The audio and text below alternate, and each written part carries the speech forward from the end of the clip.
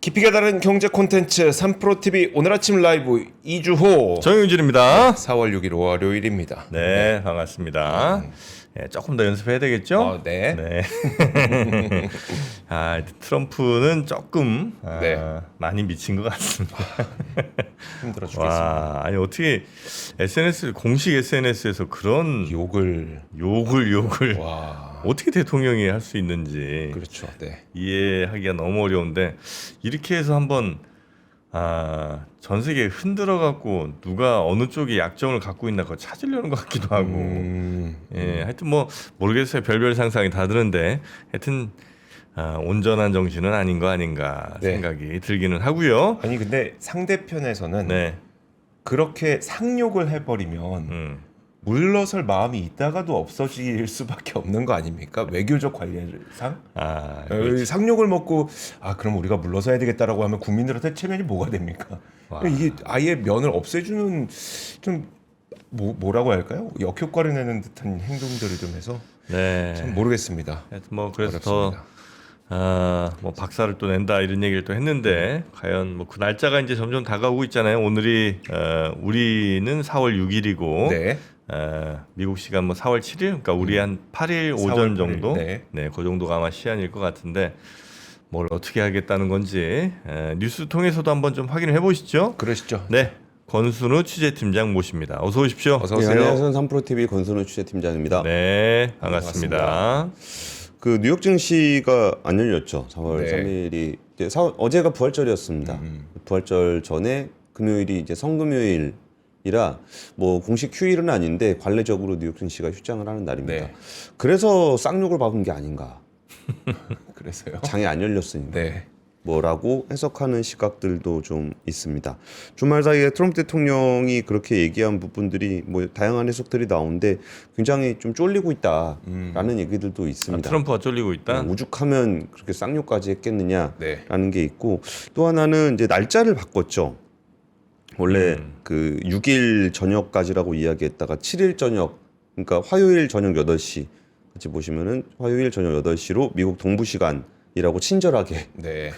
서부 시간 아니고요. 동부 시간이라고 좀 얘기를 해줬습니다.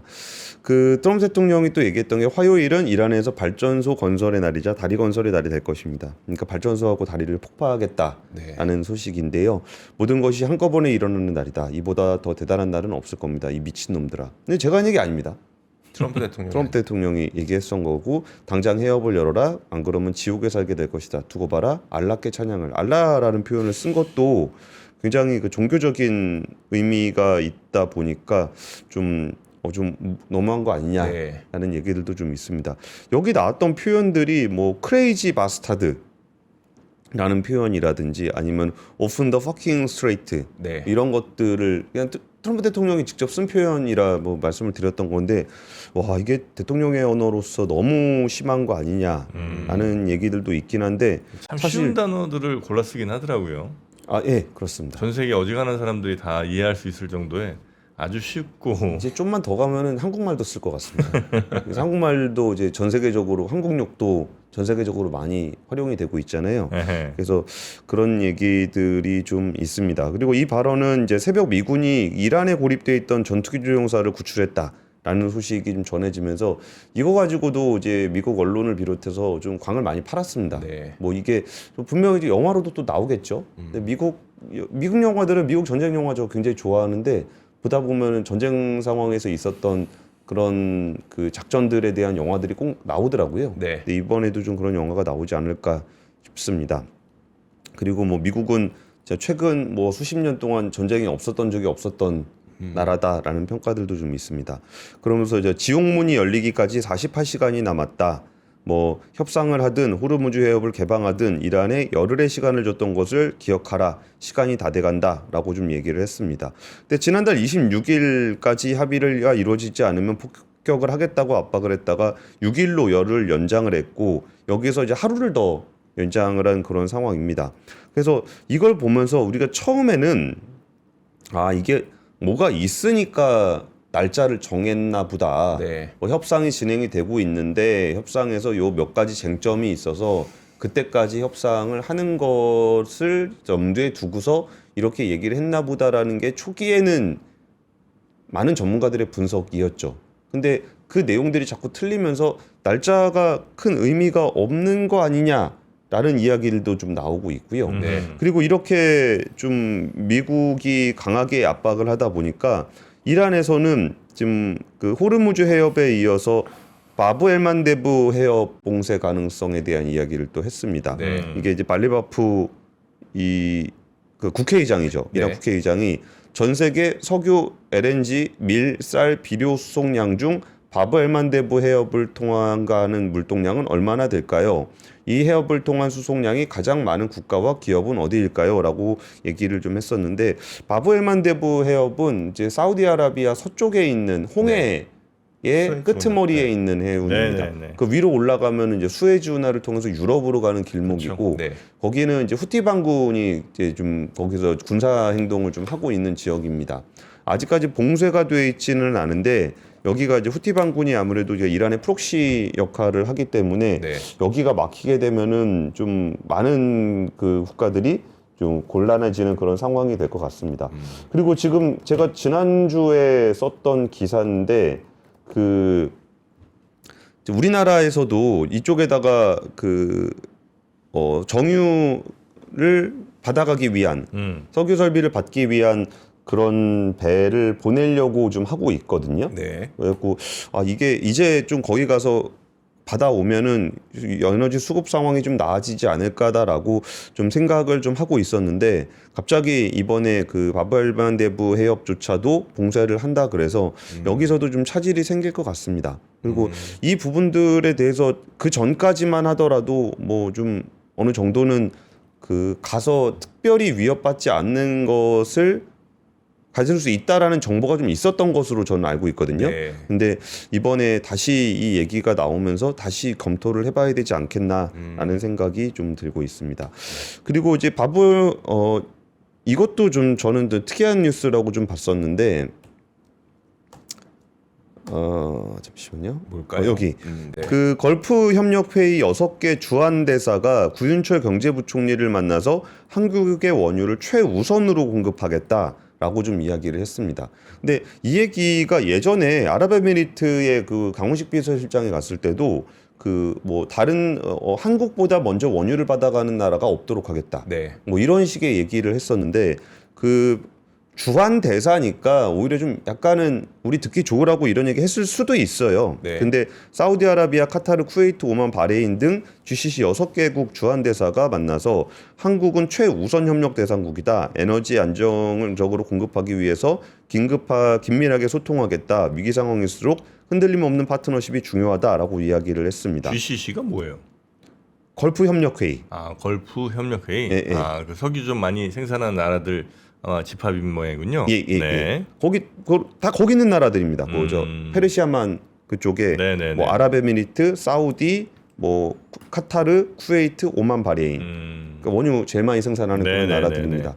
근데 여기서 이제 중요한 포인트가 있는데 일단 우리나라 정유 설비가 되게 좋아요. 네. 그리고 좀 중동 원유에 좀 최적화되어 있는 측면이 좀 있습니다. 심지어 어떤 얘기까지 나오냐면은, 그러니까 제가 요새 좀 드리는 얘기들이 되게 그 현장에서 나왔던 얘기여서 내용에 대한 이 진짜로 어떻게 변할지에 대한 거는 그 다음 얘기입니다. 네. 이제 현장에서 그 좀 움직이고 있는 얘기인데 뭔 얘기까지 나오냐면은 우리가 일본 원유를 받아와야 된다라는 얘기도 나와요. 일본 원유를 받는다고요? 예. 왜 그러냐면 일본 정유 설비보다 한국 정유 설비가 훨씬 고도화돼 있어요. 근데 일본도 어쨌든 수입해서 오는데 예. 그 물량을 우리가 받아와야 될 것 같다. 그러니까 일본에 있는 원유까지 우리가 받아와야 된다. 왜냐면은 일본에서 그 원유를 가지고 뽑아서 만들어낼 수 있는 석유 제품보다 우리가 훨씬 더 많이 뽑을 수 있어요. 네. 그러니까 차라리 저거를 우리가 받아와서 뽑으면 우리도 지금 공장 가동률이 낮은 상황이거든요. 네. 그리고 차라리 이거를 정유를 해서 주는 게 낫다. 그러니까 지금은 에너지 위기 상황이기 때문에 그 누가 더 그러니까 똑같은 원유를 가지고 누가 더 석유 제품을 많이 뽑을 수 있느냐도 고민해봐야 된다는 거예요. 네, 그렇죠. 그러니까 우리가 쓴다는 거에 문제가 아니라 우리가 조달하는 게 문제가 아니라 일본도 분명히 원유 문제가 있으니까 네. 차라리 그 원유를 받아다 우리가 뽑아서 주자. 그게 차라리 나을 수도 있다. 그게 더 많이 뽑을 수 있겠다. 많이 뽑을 수도 있다. 이런 얘기들도 좀 나오고 있습니다.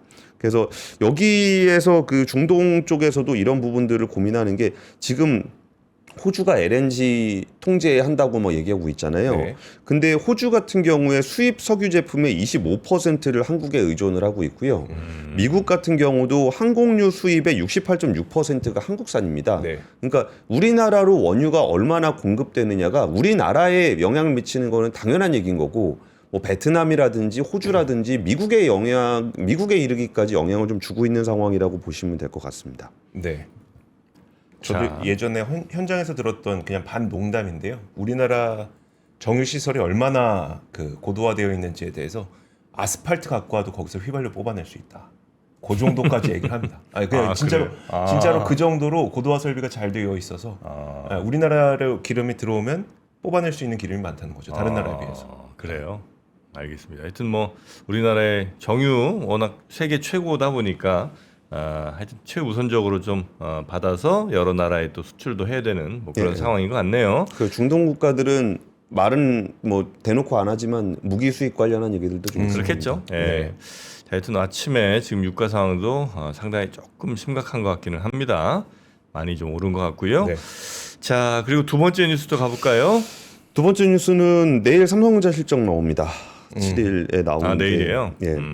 근데 삼성전자 영업이익이 50조에 이를 수 있는 관측이 나오고 있다라는 건데 전 이것도 되게 특이했어요. 이거 네. 같이 보시면은 메리츠 증권이 그 4월 3일이면은 지난주 금요일이죠. 네. 그 리포트를 냈는데 강력한 아웃퍼폼이 예상된다. 영업이익 53.9조 원. 아이고. 이게 실적 발표를 이렇게 앞두고 나온 보고서는 거의 맞거든요. 네, 네. 근데 이렇게 바로 앞전에 두고서 53.9조 원을 낸 거 54조 원이잖아요. 네. 지금 증권가 컨센서스 그러니까 평균이죠. 그러니까 평균 의견이 38조 원입니다. 근데 실적 발표 바로 직전에 나왔던 그 리포트가 53.9조 원이에요. 네. 지금 CT 같은 경우가 51조 원 추정을 했었는데 저는 이거는 팩트는 아닙니다만 저는 외사보다는 국내 증권사를 좀 더 신뢰하거든요. 네. 그러니까 이렇게 단기로 맞추는 거는 왜냐면은 훨씬 네트워크가 더 잘 돼 있어요. 인적 뭐 네트워크가. 그렇겠죠. 네. 그래서 이렇게 직전에 나오는 전망치가 높다라는 거는 와 우리가 생각했던 것보다는 더 높을 가능성이 높다라는 건데 이게 그 53조 원이면은 54조 원이면 어느 정도 수준이냐면은 지난해 연간 영업이익이 43조 원이었습니다. 연간 영업이익을 한 분기에 작년에도 반도체 경기 굉장히 좋았습니다. 그렇죠. 네. 예. 맞아. 근데 연간 영업이익이 43조 원 대비해서 이게 두 배고 두 배가 아니라 53조 다중가 넘어서는 규모고 창사 이후 최대 분기 실적이 지난해 4분기입니다. 그게 20조입니다. 두 배가 넘는 네. 그런 이익이 나올 거다라고 그래요? 좀 보고 있는 겁니다. CT에서는 이제 글로벌 디램 평균 가격이 전년 대비해서 190% 상승할 걸로 좀 보고 있고요. 여기에 더해서 지금 디램만 그런 게 아니라 낸드 플래시 가격도 굉장히 상승하고 있는 그런 상황입니다. 그리고 이제 뭐 혹시라도 뭐 중동발 리스크가 있는 거 아니냐라고 생각해 볼 수는 있을 것 같은데 카타르 헬륨 공장이 헬륨이 H3입니다. 네. 그러니까 헬륨 공장의 생산 중단이 좀 우려가 되고 있는 상황인데 국내 업체의 최소한 6개월 분량 이상의 재고를 확보하고 있고 제조 원가 중에서 이 소재가 차지하는 비중이 크지 않아서 수익성 영향은 제한적이다. 이 표현도 되게 신기한 얘기입니다. 제조 원가 비중이 작아서 수익성 영향이 제한적이다. 여기에서 이제 전제 조건이 뭐냐면은 네. 이미 지금 디램의 영업이익률이 80%입니다. 근데 거기서 소재값 올라봐야 네. 어차피 영업이익률이 80%인데 여기서 뭐 소재 가격 좀 올라가는 게 뭔 영향이 있겠느냐? 네. 뭐 공급이 안 되는 거에 문제는 있겠지만 거기에서 6개월 분량 재고가 있어서 큰 문제는 없다. 여기에 더해서 환율이 올라서 네. 우리나라 입장에선 부담이 굉장히 큰 상황인데 반도체 회사들 입장에서는 오히려 비싸게 받는 거죠. 굉장히 비싸게 받을 수 있는 그런 상황입니다. 환율 좋으니까 가격 깎아달라? 택도 없는 소리입니다. 그리고 이익률이 굉장히 높은 상황인데 야 그러면은 원재료 들여오는 것도 올라가지 않냐? 비중이 작다면서요. 비중이 거의 없습니다. 네. 그래가지고 지금 반도체 같은 경우는 5% 상승하면 순이익이 5천억씩 늘어난다. 이런 얘기들도 좀 있고요. SK하이닉스 같은 경우에 DRAM 장기 공급 계약을 맺는다라는 보도들이 좀 있는데 이 얘기는 뭐 올해부터 이제 장기 계약을 맺는다는 겁니다. 네. 예전에 고정 가격이면 뭐 분기에 한 번씩 거래를 한다거나 이렇게 했었는데 이게 못 구할 것 같으니까 마이크로소프트라든지 구글이라든지 이게 다 찾아와가지고 지금 장기로 계약을 맺자. 그런데 여기에 장기 계약을 그러면 뭐 우리 메모리 회사들 입장에서 가격이 오를 것 같은데 장기 계약을 맺어줘야 될 이유가 없잖아요. 네. 그래가지고 이제 그 크게 하락하더라도 최저 가격은 이만큼을 줘라. 네. 이게 있고 또 하나는 뭐 계약 금액의 30%는 캐시로 줘라. 네. 뭐 이런 식의 계약 조건, 우리나라에 훨씬 더 유리한 계약 조건으로 장기 계약을 맺는 계약들을 논의하고 있다라는 소식들도 좀 전해지고 있습니다. 네. 야, 50조 넘어가면 진짜 사실 진짜 말씀하신 것처럼 작년도 나쁘지 않았거든요. 어떤 해는 뭐 10조, 어떤 해는 진짜 아예 그냥 이익이 없어서 그냥 법인세 안 내는 날도 있고 그렇죠. 그런 해들도 있는데 한 분기에 50조가 나오면 네. 연간이익은 300조 얘기하고 있는데 네. 300조면은 글로벌 빅테크들도 많아야 200조입니다. 근데 거기 300조가 나온다는 거는 뭐 거의 게임이 안 되는 네. 최대 영업이익이 될 겁니다. 어마어마하네 진짜. 자, 하여튼 내일 실적 발표 네. 잘 한번 기대를 해보겠고요. 세 번째 시장 발표는 네. 좀 시장 상황이 같이 좀 맞물려 줘야 또 이게 주가에도 좋은 영향인데 불안불안하게 해서 네. 어떻게 될지 모르겠습니다. 그래도 뭐 안 나오는 것보다 잘 나오는 게 낫잖아. 당연한 거죠. 그건 당연한 건데 네. 분위기까지 좀 잡혀줬으면 좋겠다는 바람이죠. 네. 자, 그리고 세 번째 뉴스는요. 세 번째 뉴스는 하나솔루션 유상증자 논란이 지속되고 있습니다. 아, 그거 어떻게 압권에서 그 아직 논의 좀 하고 있고 네. 일단 소식들은 계속 전해드려야 될 것 같아가지고 일단 지난 3일에 그 한국투자증권에서 개인 주주 간담회를 열었습니다. 그러면서 유상증자의 취지를 좀 개인 주주들에게 더 투명하게 뭐 발표를 하겠다라고 했던 건데 그 자리에 이조 기자가 다녀왔습니다. 네. 근데 분위기 좀 전해주시죠. 진짜 주주들이 소리 지르고 난리도 아니었습니다. 아, 굉장히 화가 많이 나 있었고, 네. 그러니까 그 다른 것보다도 일단 회사 입장에서 살펴보면 이제 풀리기 시작할 것 같은데 지금 유상증자해서 투자하면 저희가 여러분들에게 그 주주 가치로 돌려드릴 수 있습니다라고 하는 주장과 그럼 지금까지의 실패에 대한 책임을 누가 질 거냐? 이 상태에서 유상증자까지 하면 주주 가치가 희석되는 거를 어떻게 회복시킬 거냐? 그런 이제 괴리감 있죠. 괴리감이 굉장히 좀 크게 나타났었습니다. 그래서 하여튼 굉장히 그 격앙된 그런 격앙된 상황이었고, 반응이었었죠. 네, 뭐 충분히 주주분들 그러실 수 있죠. 그래서 겨우 이제 좀 올라가나 싶었더니 찬물 혹은 뭐 어떤 분들은 똥물이라고 얘기합니다만, 네네. 네, 그 찬물을 뿌려버리냐. 예. 예, 그래서 지금 어떻게 한다는 거예요? 그래서 어떻게 한다는 얘기까지는 특별히 없습니다만 아, 그래요. 여기서 저 상황들은 그러니까 상황이 안 좋아요. 네. 안 좋은 상황이니까 유상증자를 한 거고. 하나솔루션? 예, 그러니까 뭐 예를 들어서 지금 왜 조가 좋은데 거기다가 똥물을 끼얹냐라고 하는 측면이 분명히 있습니다. 또 반대쪽에서는 신용 등급이 하향될 위험이 있었습니다. 네. 증자를 안 하면. 근데 신용 등급이 하향을 하게 되면은 거기에 딸려 있는 부대 조건들, 채권 관련한 조건들이 더 악영향을 미칠 수가 있습니다. 그러면은 여기서 가만히 있으면은 신용 등급이 하향하는 상황이라 주가가 떨어질 거고 여기서 증자를 하게 되면 증자 때문에 주가가 떨어질 네. 건데 그 상황에서 뭐가 더? 어떻게 했어야 되는가라는 부분들은 이거는 결국은 이제 기업의 경영진들이 책임져야 되는 부분입니다. 그러니까 이런 증자 때는 솔직히 좀 뭐 그날 뭐 어땠는지 모르겠는데 사과를 하고 시작하는 게 맞았을 거라고 보긴 합니다. 네. 이게 유상증자가 불가피하다고 하더라도 이런 상황까지 만들어졌던 거는 이제 그동안에 경영을 했던 거에 문제가 있는 거잖아요. 네. 그러면서 좀 이번에 증자를 하게 되면 이 투자금으로 이제 어떻게 할 것인지에 대한 것들을 또 얘기를 해야 되는 거죠. 근데 그날 뭐 장소에서 금감원하고 사전에 공유했었다는 얘기가 좀 있었습니까? 그게 그 발언 자체가 있었죠. 그러니까 우리는 미리미리 얘기를 했었고, 그러니까 사람들이 이렇게 갑작스럽게 유상증자를 하면 어떡합니까?라고 하는 발언에 대해서 그런 얘기들이 좀 있었죠. 그러니까 미리 얘기를 했다. 금감원에 얘기를 했다는 건데 그런 식으로 발언을 했었죠. 근데 금감원에서 근데 이것도 사실 우리나라의 되게 이상한 그 현상 중에 하나인데 네.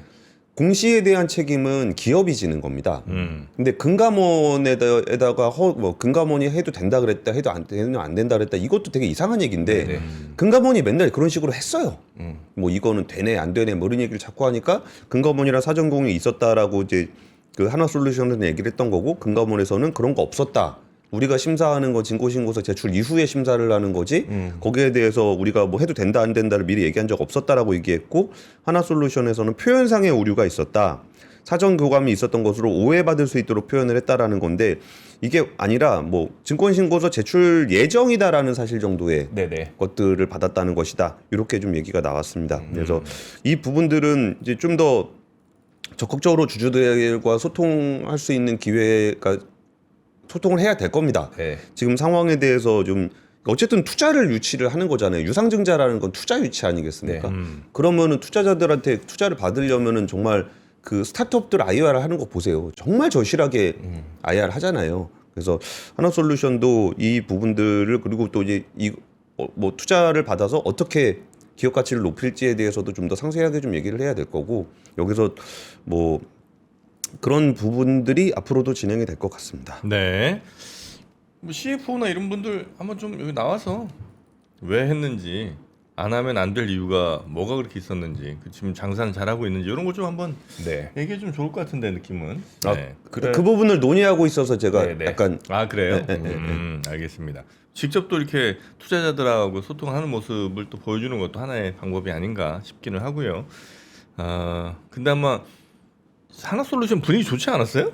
저 자세히는 몰라서. 그 최근에 태양광, 우주태양광, 그다음에 중국 그 저기 태양광 구조조정 4월 시작 요 두 가지 거기에다가 전쟁 터지면서 그러면 우리나라에선 우리나라 거 쓰겠네라고 하는 몇 가지가 딱 겹쳤죠. 그러면서 최근에 주가가 좋았는데 유상증자 발표하면서 탁 거꾸러졌었죠. 거의 한 5만 원대에서 3만 원대까지. 그러니까 좋았다는 게 실적이 좋았다기보단 기대감이 좋았구나. 기대감이 좋았죠. 아, 네. 그래. 지금까지 뭐 장사 잘 돼서 뭐 돈이 많이 남고 이런 건 아니고. 네. 그래요. 알겠습니다. 하여튼 하나솔루션이 태양광하고 또 뭐가 핵심이에요? 화학 분야가 좀 많이 안 좋죠. 아 그래요. 알겠습니다. 여튼 하나솔루션의 주주 친화적인 노력들 어떻게 하는지는 한번 좀 지켜보고 좀 더 말씀을 드리도록 하겠습니다.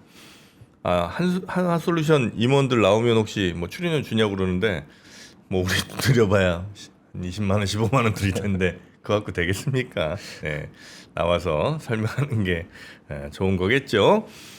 자, 그러면 뉴스는 이 정도 정리하고 우리 권 팀장님은 네, 또 올라가셔야 되죠? 올라가야 됩니다. 네, 오늘 월요일이니까 잘 올라가시고 아쉽네요. 이 떡갈비 좀 맛있게 드셔야 되는데 그러니까 맛있는 거 할 때는 왜 맛있는 걸 월요일 날만 하시죠? 그거는 참 저도 모르겠습니다. 뭐 제작진들의 농간이 있는지는 모르겠습니다만 하여튼 오늘 맛있는 게 좀 나왔네요. 네. 자, 권 팀장님 조심히 들어가시고 예. 내일 뵙겠습니다. 네, 뵙겠습니다. 네. 네, 감사합니다. 자, 이 권 팀장님이 무척 아쉬워한 바로 이것 떡갈비죠, 떡갈비. 너비아니 두툼 떡갈비. 떡갈비는 저도 뭐 중간에 잠깐 몇 개 먹어봤습니다만 네. 이렇게 맛있어. 저는 무엇보다도 떡갈비 먹을 때마다 양이 항상 적은 게 좀 불만이었거든요. 아 그래요. 이거는 양 충분히 갑니다. 요즘은 참 도시락을 안 싸죠 학생들이. 그렇죠. 급식을 급식으로 하니까. 네. 우리 옛날에 그 도시락 쌀 때 이런 거 반찬 있으면 그냥 그 집은 진짜 잘 사는 집이었는데. 사는 집 정도나 돼야 이런 거 사가지고 하는 거죠. 네. 그러나 이제 꼭 그런 집 아니라도 맛있게 드실 수 있는 그런 상황이 왔습니다. 네. 이게 이제 삼원 가든의 떡갈비인데 12팩 들어갑니다. 12팩. 한 팩당 2장씩 떡갈비 들어있고요. 네. 그러니까 총 24장 들어가는 거죠. 24장. 네, 24장에 37,000원. 네. 한 장이 한 뭐 손바닥만 하니까 이렇게 있습니다. 이렇게. 네, 이렇게 이제 포장돼서 가거든요. 난 요만한 요만한 떡갈비가 2장 요 안에 들어 있고요. 네, 요거가 12팩이 들어갑니다. 12장, 네. 12 봉지가 팩, 네. 들어가니까. 네, 요게 그러니까 다 합치면은 24장이 되는 거군요. 그렇습니다. 돼지고기와 소고기의 아주 환상적인 조합, 네. 적절한 비율이 이제 이 맛의 핵심이고요. 요거는 프라이팬에 당연히 구워드시면 제일 쉽고요. 아니면 에어프라이어 같은데 이제 한 10분 정도 이렇게 구워 드셔도 맛있게 드실 수가 있습니다. 네. 네. 일단 국내산 원육을 사용을 하기 때문에 향이 일단 좋습니다. 맛도 좋고. 아 근데 떡갈비는 좀 맛있네 진짜. 네. 밥 반찬으로는 진짜 최고인 것 같아. 네. 여기다 이제 그 뭐야 그 깍두기나 뭐 이런 거 이제 해갖고 같이 드시면. 저는 솔직히 여기 햄버거 빵에다가 사이에다 넣으면 햄버거보다 훨씬 맛있을 것 같은데. 아 그러네. 아 햄버거 진짜 맛있긴 하. 햄버거 빵 이렇게 해 먹으면 진짜 맛있겠구나. 와 좋은데요. 문득 그런 생각들을 합니다. 네, 햄버거 빵 그거 얼마 안 하니까. 얼마 안 하죠. 네, 한 24개짜리 이런 거 하나 몇천 원 주고 사갖고 그 안에다 이렇게 딱 애들 한 번씩 햄버거 해주셔도 좋겠습니다. 거기다 이제 그 소금이 아니야. 그 뭐야 상추에 네. 마요네즈 좀 뿌리고 케찹 좀 더해갖고 하면. 불고기 소스 뿌리고. 그렇지. 네. 비싼 떡갈비로 하면은 좀 만약에 리스크가 있잖아요. 애들이 싫다고 하면 안 먹으면 또 버려야 되고. 네네네. 근데 이거는 좀 그래도 여유 있는 가격으로 하니까 한번 실험해 보시죠. 네. 해봐도 될 것 같은데. 어떤 분이 좋은 지적해 주셨는데 떡갈비 먹다 보면 딱딱한 그 뼈는 아닌데 하여튼 뭐 이상한 지방 같은 거 이렇게 뭉쳐서 안 씹히는 게 있어요. 네, 있어요. 네. 얘는 없네 거의. 아, 그러네. 없어요. 네. 얘는 근데 거의 없어. 제가 지금 먹어보니까 물론 제가 운이 좋았을 수도 있지만 거의 느껴지지 않습니다. 보통 저도 여러 개 먹었는데 없는 거 보면 없는 거죠. 이 정도면. 자 떡갈비 맛있게 드시고요. 자 그리고 우리의 대표 상품 네. 노트북. 노트북은 저희가 자주 소개해드린 편인데도 계속 많이 잘 팔린대요. 네, 사가시는 거 보면 네. 확실히 우리가 좋은 노트북을 싸게 팔긴 하는 모양입니다.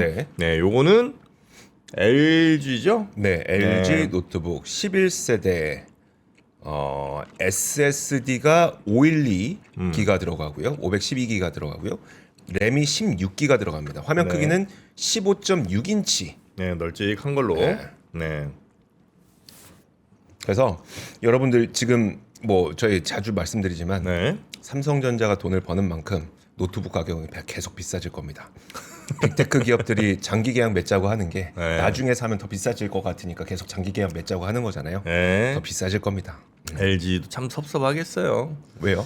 열심히 돈 벌었고 삼성전자 반도체 가격이 너무 올라가니까. 네, 그러나 새 상품 대비 반값 수준으로 드리는 요 LG 노트북 11세대 네. 69만 8천 원에 드리니까요. 괜히 뭐 비싼 거 괜히 비싼 거 사지 마시고 네네. 필요하신 분들은 이렇게 합리적 가격에 잘 마련하시면 좋겠다 생각이 듭니다. 윈도우 11 깔려 있고요. 그다음에 15개월 무상 보증 기간도 있으니까 네. 안심하고 쓰실 수 있을 것 같습니다. 이건 이제 가성비를 선택하는 거죠. 네, 그렇죠. 네. 자, 69만 8천 원 LG 노트북 15.6인치 16기가의 SSD 512기가라는 거 잊지 마시고요. 풀 HD 대화면으로 만날 수 있습니다. 네. 자, 그러면 요거 필요하신 여기 딱 100대 한정이군요. 그래요? 네, 오. 어쩐지 가격이 좀 많이 싸다 싶었더니 네, 100대 한정이니까 네. 조금 진짜 필요하신 분들은 일찍 아마 조금 입지를 서두르- 좀 네. 하시는 게 좋지 않을까 네. 싶습니다. 자, 그러면 이제 박병창 이사님 빨리 모셔야 되겠네요. 네. 네, 얼른 모시고 오늘 시장 이야기 가겠습니다.